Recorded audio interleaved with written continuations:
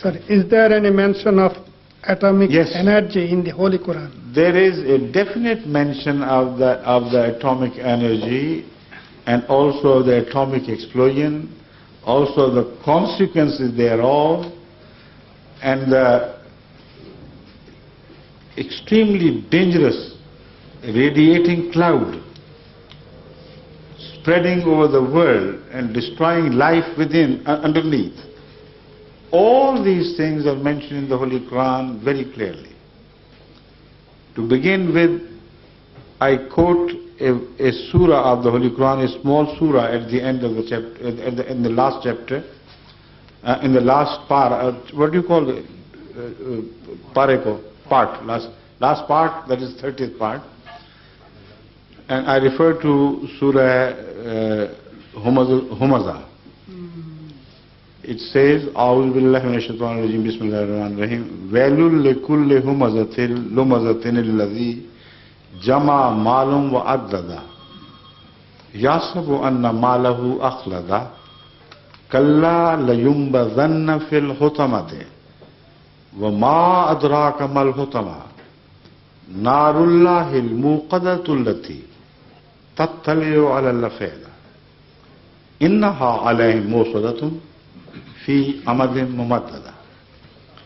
Now, leaving the first part for a while because of the shortage of time, I come to the crux of the matter. It says such and such people as have been described will be thrown into the smallest particle. What sense does it read? لَيُنْبَذَنَّ فِي الْحُطَمَةِ. And consult all Arabic dictionaries. Hutama is like the particle which one cannot see with unaided eye, or with the unaided eye only when it passes through a beam of light. Then you begin to see very small, minute particles floating in the air, not otherwise. I don't see any particle, but sometimes if a beam is thrown, then you begin to see many small, tiny particles hanging in the area where the beam is striking. So it's amazing, but it's not enough. That's not all. لَيُنْبَذَنَّ فِي الْحُطَمَةِ. And the next question which is raised is fantastic. وَمَا أَدْرَاكَ مَا الْحُطَمَةِ. How on earth can we make you understand what Hutama is? Because time had not yet come for the people to understand. Time was yet to come for people to know what atom was and what it could do. It says, وَمَا أَدْرَاكَ مَا الْحُطَمَةِ نَارُ اللَّهِ الْمُوقَدَةُ الَّتِي. We are talking of the fire of God, which will be built. مُوقَدَةُ الَّتِي, it will be built within this small particle. تَطَّلِعُ عَلَى الْأَفْئِدَةِ. A strange fire it would be. Before burning the bodies, it will leap directly at the hearts and make them cease to beat. تَطَّلِعُ عَلَى الْأَفْئِدَةِ إِنَّهَا عَلَيْهِمْ مُوصَدَةٌ. This fire within that Hutama is closed or locked up for them. In what form? In fi amadim mumaddada. Amad is like a pillar, but mumaddada means which is made to look like a pillar after stretching it. Now, if you ever happen to see the picture of atom or the substance, radioactive substance which is about to explode, you will see without fail the scientist presenting it in the form of something which is extended to the sides and extended beyond its original size in the form of a pillar like being extended until it breaks and explodes. So what better description of atom and atomic bomb could you expect from any book at a time when the concept of atom was not yet born? That is why I searched far and wide for an explanation from earlier commentators regarding this. I found none. They were completely perplexed. All that they could offer was, maybe this pillar is the name of a pillar in hell. Hell, of course it would be. But not in the hereafter, here, in this world.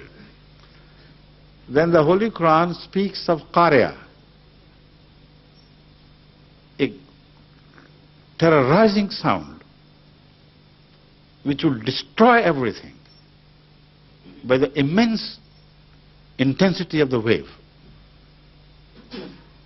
But returning to this verse, have you ever seen a fire which does not burn first, but leaps at the heart directly without heat wave touching the body? If you have not, read the history of Hiroshima, written by a scientist.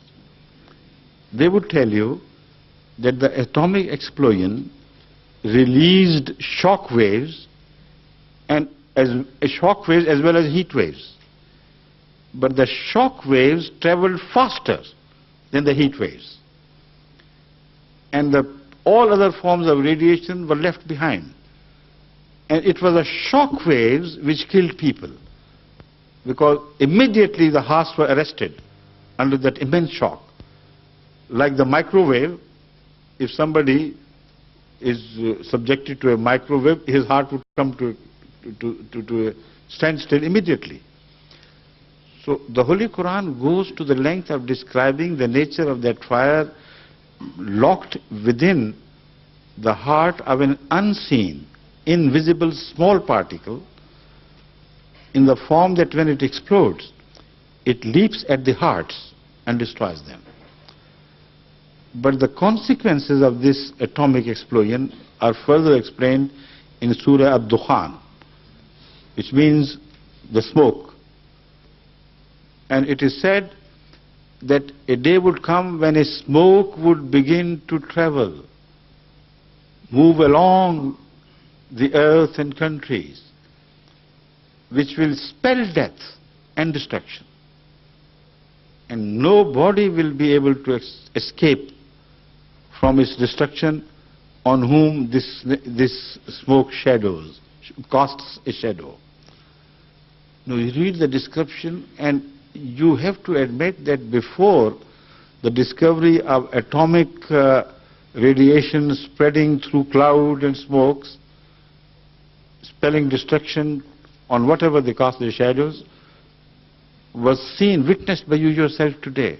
Unless you had done it, you couldn't understand it. So the Holy Quran is not a book of the past. It is a living book. It specifically mentioned all the important events and inventions by man of this age. Even speaking of the attempt to change nature of God through tampering with the genes and characters, etc. Even that is mentioned.